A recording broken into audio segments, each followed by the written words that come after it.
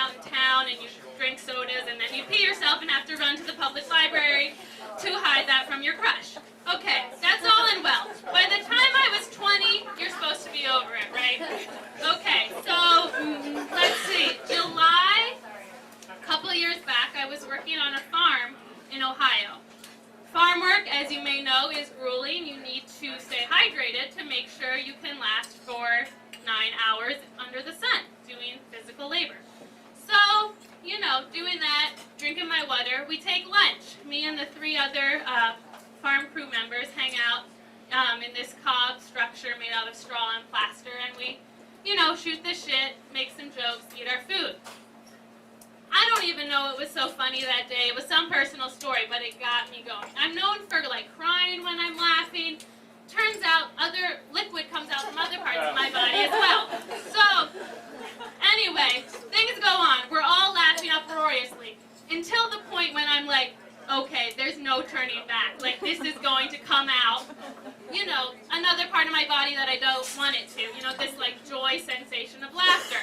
So we're sitting there around the table, and I feel, you know, the rush and sense the liquid rolling down my legs. I'm barefoot, and there's a puddle of pee that my feet are now in. It's dripping from the chair down onto my toes, and I'm sitting there laughing nervously, knowing that I can't really get out of this situation without anyone knowing. There's 4 people in a building. At some point we have to get up and return to work, and how am I really going to explain this without mortifying myself?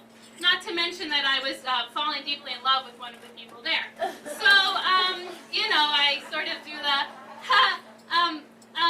never mind, okay, I have something to tell you guys. No, forget it. So, like, conversation is going on. Finally, I'm like, okay, you guys, I peed myself. So, there was no way to avoid it. So my coworkers jump up, see, like, the enormous gallon of piss that's under my feet, and I'm like, oh my God! You know?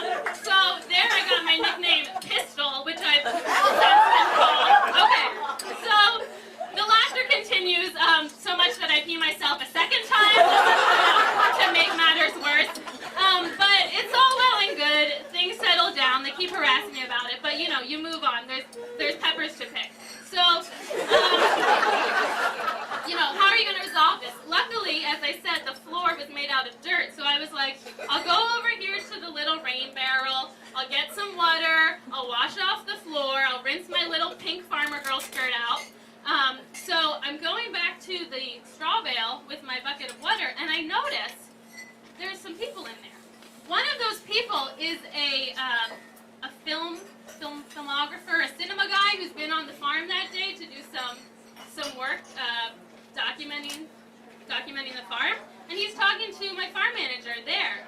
So I'm like, okay, don't really want to go and do the piss cleanup right now. I'm just going to hang out outside the door until he leaves. I go inside and talk to my friend Aaron, and he's like, you will not believe what happened. The film guy apparently took his little, you know, shoe in his, you know, the song shoes, you know,